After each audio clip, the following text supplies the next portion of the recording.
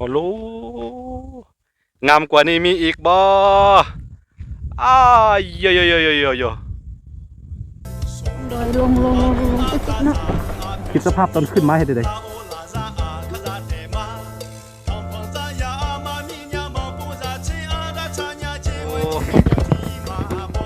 แบบดั้งเดิม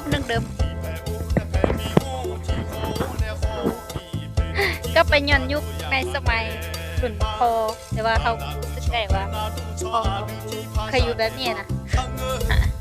ถ้าว่าน้ำก็เปียกในตัวนี้มันบ่มีกำหนดอยู่ได้เป็นพันปีนะมีแต่เปลี่ยนหลังคาอาคาของแท้เลยสบายดีทุกคนยินดีต้อนรับเข้าสู่ช่องอาคาน้อยตอนนี้อยู่ที่พงสาเลเมืองสัมพันธ์เด้อตอนนี้เขาสิเข้าไปยังหมู่บ้านของชนเผ่าอาคาป้าเนาะคือครั้งหนึ่งเมื่อประมาณ10 ปีที่แล้วข่อยเคยมาจุดนี้เคยมาอยู่นี่เด้อบ้านแฟนเก่า สักครู่บ่เป็นยังด้วยสักครู่ บ่เป็นยังสักครู่ใจกว้างอีกแล้วคือมื้อนี้เอาสิพาสักครู่กลับมาเที่ยวอยู่อันนี้นี่เห็นบ่อันนี้สักครู่ตื่นเต้นแฮงป่านว่าได้ไปเที่ยวสวิตแม่นบ่สักครู่ป่านอยู่สวิตเซอร์แลนด์แม่นบ่เป็นได้ไดสวิตเซอร์แลนด์ถ้าอย่างดอกไม้ปะนี่ฮัลโหลมีดอกไม้เต็มข้างทางเลยคือตอนนี้เอาชิเข้าไปยังบ้านของชนเผ่าอาคาบ้านป้าบ้านเป็นชนเผ่าป้าเนาะมันอาคาจะมีหลายอาคาถ้าขึ้นมาทางพงศาลีเนาะป้าจีเปียปูลีบ่ออ้อมมาบ่อเนาะมันจะมีหลายอาคาแตกย่อยๆออกไปแต่ว่าเป็นอาคาคือกันอะไรเนาะตอนนี้คือถ้าจำว่าพิษเมื่อ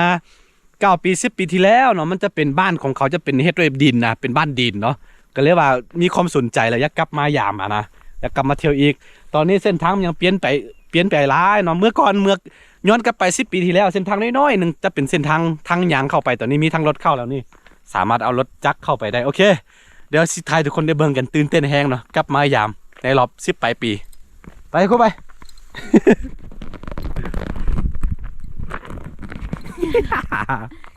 เฮ็ดยังไทยฮุบ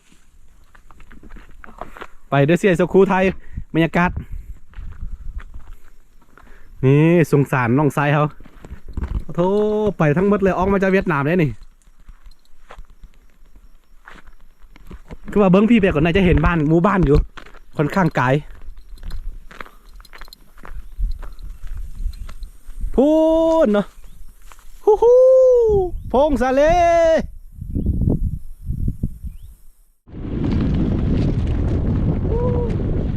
โอ้ว้ามี2 บ้านน่ะ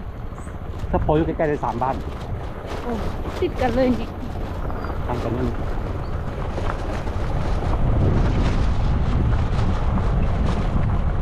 รถติง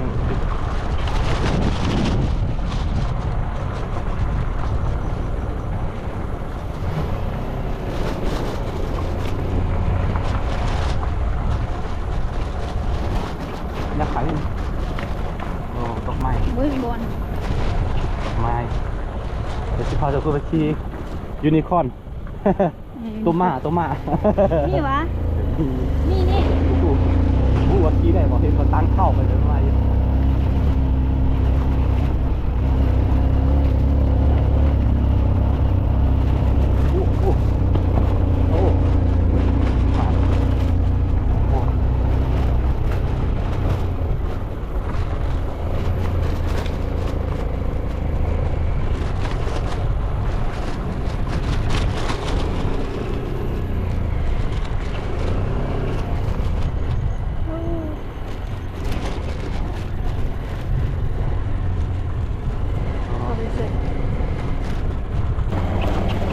นี่ตรงนี้เราไม่ได้ตรง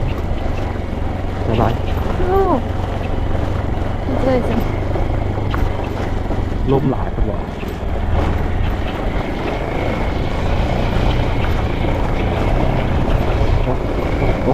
โอ้เส้นทางฮอตแล้วพี่น้องเด้อลงดอยติ๊ก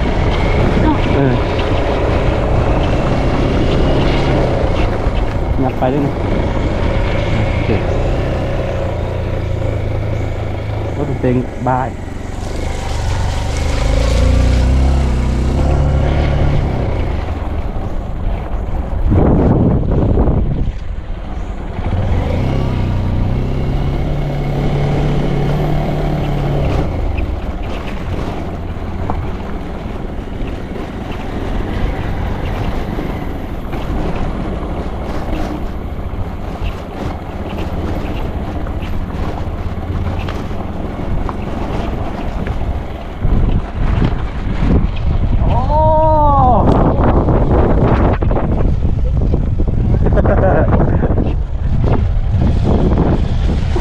อันตรายสุดคนเลยเส้นทางฮอดเด้อเส้นทางไปบ้านอาค่า ที่จะได้ขึ้นมาต้องขึ้นมา ต้นขึ้นว่ายากเลยหินใหญ่หลายคน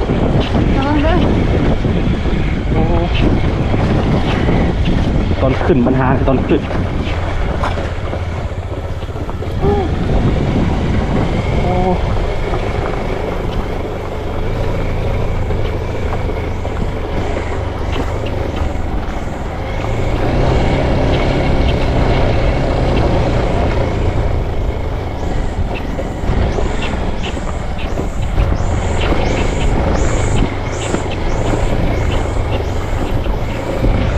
ตรงไม่ว่าระวังสุดสภาพพลาดเราไปเลยเส้นทาง ไม่กล้าหายใจวะ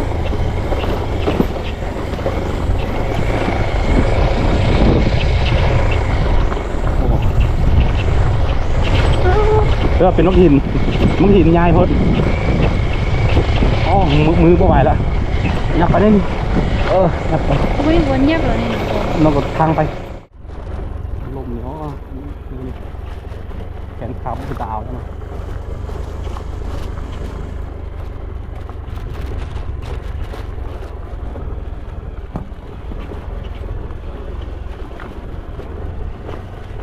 เป็นยกซื้อแม่เป็นยกไม่อยากจะย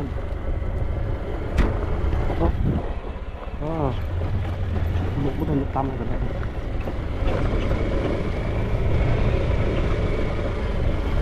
ใกล้ๆสิฮอดใกล้ๆสิฮอดบ้าน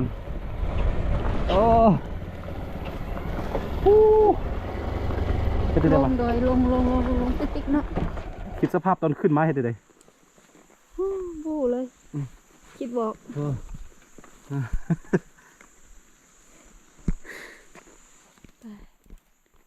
ลงเดียว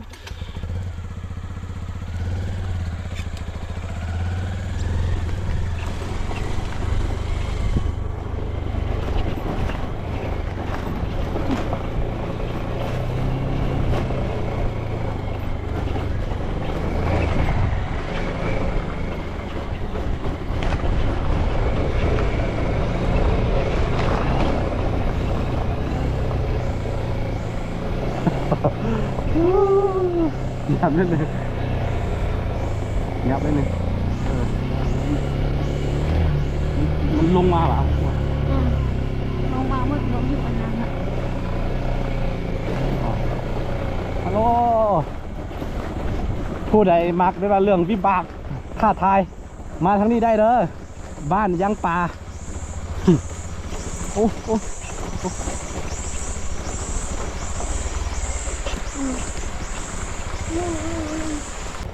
นี่นะนี่ได้เอารถจักรเข้ามารถจักรยังยากอยู่แล้วว่าปลอดภัยวันใด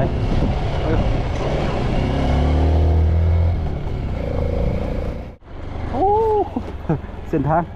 พ่อแม่เอ้ยว้าวคุณตกให้ได้ไหนท่าน มันต้องมีเหลวนะ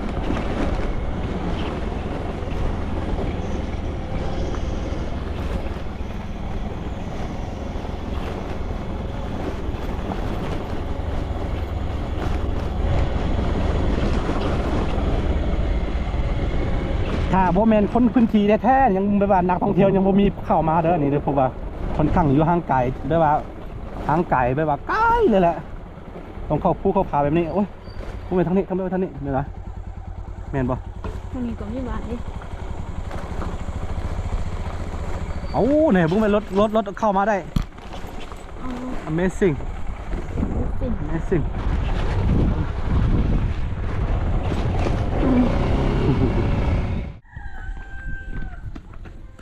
คือตอนนี้เรามาถึงหมู่บ้านแล้วเนาะคือเอิ้นว่าบ้านป่าเนาะป่าคือไฮไลท์ที่สิ่งที่เราอยากเสนอที่สุดก็คือบ้านสไตล์บ้านดินนะบ้านดินคืออันนี้ผ่านมาเป็น40-50 ปีแล้วยังอยู่คือเก่าเดี๋ยวสิให้ไปเบิ่งให้ทุกคนไปเบิ่งกัน บ้านดิน บ้านดินเฮ็ดด้วยดินนะ อ๋อ เขาเอาดินปั้นขึ้นมา อ๋อ เบิ่งนี่เป็นดิน อ๋อดิน nó thứ nhất thì hoa nhà đề nó thứ nhất thì hoa nhà đềผมบอกนี่อันนี้จะเป็นดินเลย อ๋อสั่งด้วยดิน บ้านดินลูกนานะลูกปืนก้านลูกปืนได้ครับว่านี่ปงเยี่ยมเป็นแบบนี้วิธีการเฮ็ดของวิธีการในบ้านสร้างบ้านดินตัวนี้คือจะว่าไปวิธีการสร้างบ้านดินสำหรับแบบสไตล์อาคาก็คือแบบนี้เนาะเขาจะเอาไม้แป้นอันนี้ใส่ทางนี้แล้วก็ทอกดินใส่แล้วก็ตำจนแน่นๆนะแน่นๆนะตำเติมความหนาของมันประมาณอยู่ที่ประมาณ60 เซน อ๋อ ความหนาเนาะนี่คือบ้านดินสไตล์อาคาแล้วก็คือเวลาเห็นหลังคาเนี่ยต้องให้มันพ่นแบบว่าให้มันออกมานิดนึงเพื่อกันบ่ให้อัน บ่อยน้ำเปียก บ่ให้น้ำเปียกถ้าว่าน้ำบ่เปียกในตัวนี้มันบ่มีกำหนดเนาะอยู่ได้เป็นพันๆปีนะมีแต่เปลี่ยนหลังคานี่เห็นบ่อาคาของแท้เด้อเด็กเด้อ ของแท้สังเกตมันเถอะกู ฮัลโหล แล้วก็ทั้งที่ดีที่สุดมันเขาเจ้าอันขี้งัวขี้ควายมาทานนะมันจะแน่นดีลอง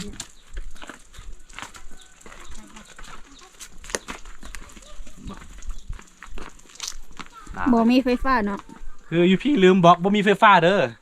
ไฟฟ้าบ่มีสัญญาณเน็ตบ่มียังแบบดังเดิมอยู่โอ้บ้านอาคา เดี๋ยวเขาใส่โซลาร์เซลล์ เขาจะใส่แผงโซลาร์เซลล์ฮัลโหลนี่คือบ้านดินเด้อที่ยังลงเรือเห็นบ่คือแบบว่ามันจะให้มันแน่นที่สุดก็คือย้อนเนี่ยเขาจึงสิเฮ็ดเฮือนบ้านดินนี่พี่ได้ย้อนว่าจะเป็นแบบว่ามีมักหินป่นนะนี่เบิ่งไว้บ่เอาฟางบ่เอามันยังป่นเด้อมีแต่มักหินเนาะเอามักหินคือดินแถวนี้มันจะเป็นดินเหนียวป่นหินอยู่แล้วนะเขาเรียกว่ามันสะดวกแก่กันแบบว่าเฮ็ดบ้านดินแบบนี้นี่อยู่ในมันจะมืดแล้วก็เวลาดังไฟแล้วมันควันเข้าแล้วก็ต่ำปี๊ดเลย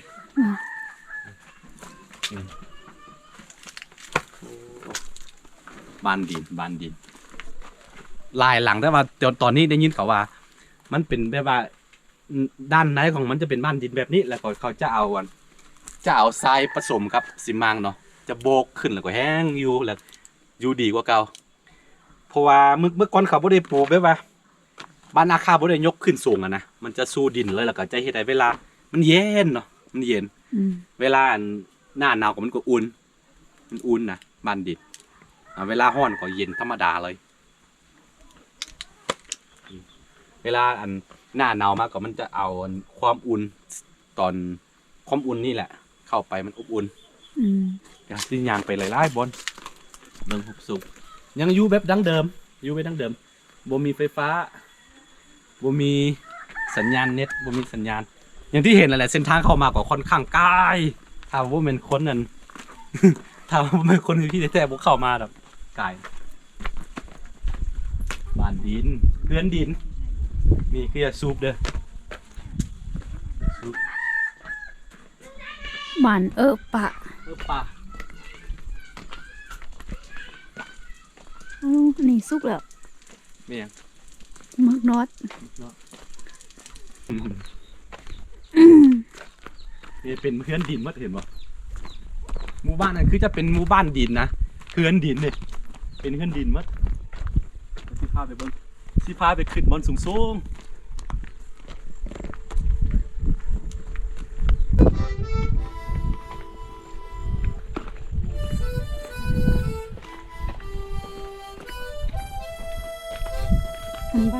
และในที่สุด เฮาก็ขึ้นมาเทิงนี่อัลลู Amazing เนาะสุดๆไปเลยนี่คือบ้านที่สร้างด้วยดินเนอะแต่ว่าหลังคาก็จะมุ่งด้วยสังกะสีเห็นบอกใกล้ๆพุ่นจะเป็นบ้านดินฮัลโหลสะออนจะอยู่ไปว่ากลางภูเขาเลยนะห่างไกลจากผู้คนสุดบ่มีไฟฟ้าบ่มีสัญญาณอินเทอร์เน็ตบ่มีสัญญาณอย่างไรฮัลโหลอยู่แบบดั้งเดิม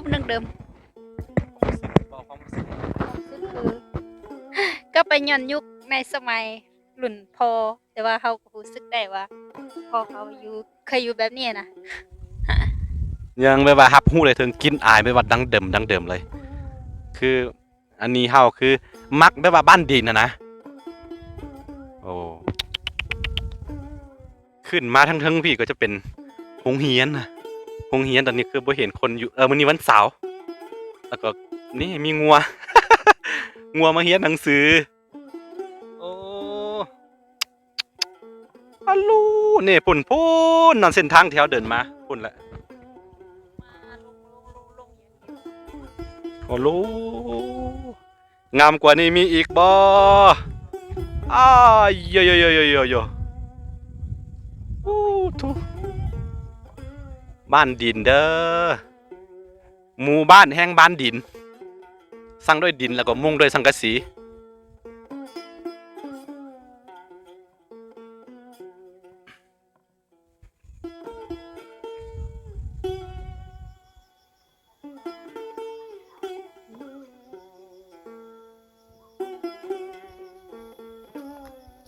มาถึงแล้วบ้านป่าเมืองสัมพันธ์แขวงพงสาลี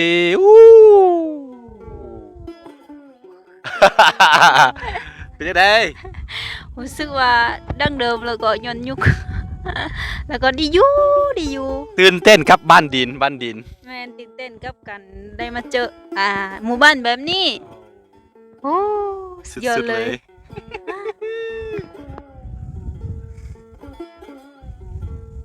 นี่เด้อผู้ใดอยากมาต้องแบบว่าทางน่ะค่อนข้างเข้ายากนะมันค่อนข้างห่างไกลจากผู้คนห่างไกลจากตัวเมืองเนาะก็เลยว่าบ่ค่อยมีคนฮู้มีแต่คนพื้นที่นี้ถึงจะเข้ามาผู้ใดอยากมาก็ตามนี่เลยหมู่บ้านป่าเมืองสัมพันธ์แขวงพงสาลีตัว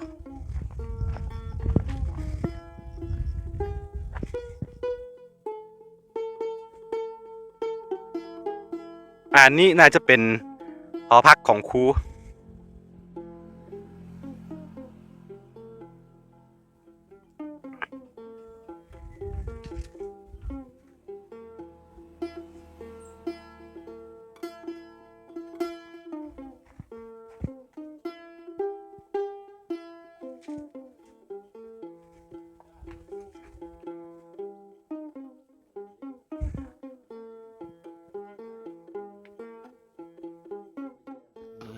เขาเอิ้นกินน้ำ นี่ก็แม่นบ้านดิน อันนี้บ้านดินคือกันเด้อนี่สังเกตว่าคือเขาหน้าบ่ฮู้ว่าอันนี้จะเป็นสีธรรมชาตินะจะเป็นสีดินนี่แหละเขามาทาแข็งลายสั้นบ้านดิน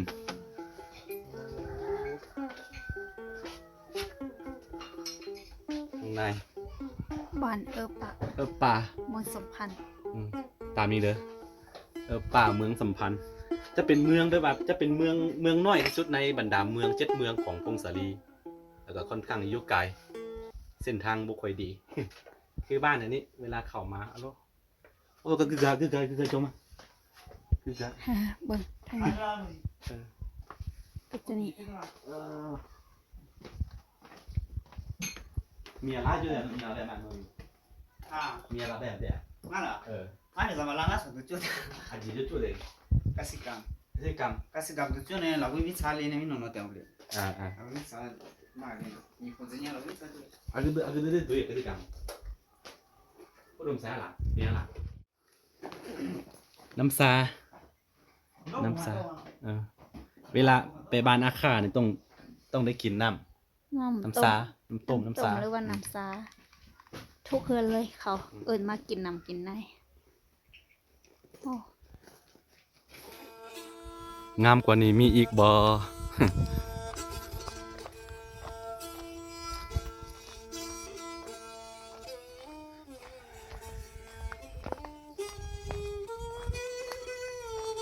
โอ้มีหมาไซบีเรียนผสมบ่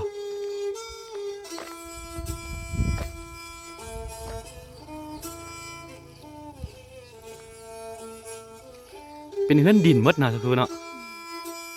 เฮือนดินไป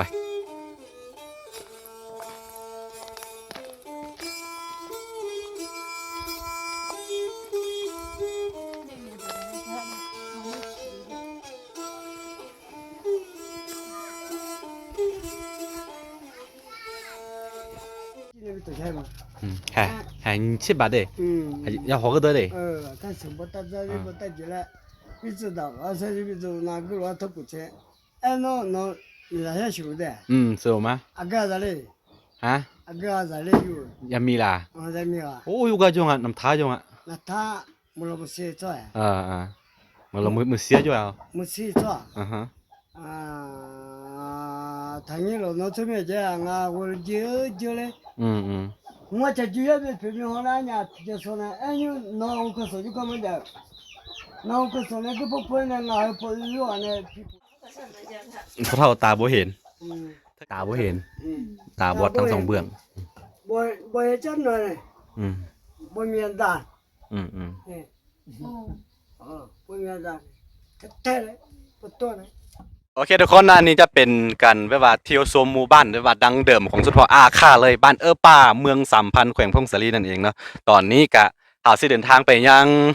3,000ไซอีกเนาะแต่ว่าถือว่าจะเป็นแบบว่าเป็นคลิปที่อีกคลิปหนึ่งที่ประทับใจสำหรับข่อยเพราะว่าเป็นกันย้อนความทรงจำในเมื่อ9 ปี10 ปีที่แล้วเราเคยมาจุดนี้นะณตอนนี้ก็สะดวกสบายแล้วมีเส้นทางเข้าแล้วว่าอีกจะบ่กี่ปีบางทีก็ไทยปีเขาว่าจะมีไฟฟ้าอย่างเข้ามาเนาะถือว่าโชคดีโอเคเจอกันในทุกๆครับอันการเดินทางของเฮาเนาะในคลิปต่อๆไปเด้อสบายดี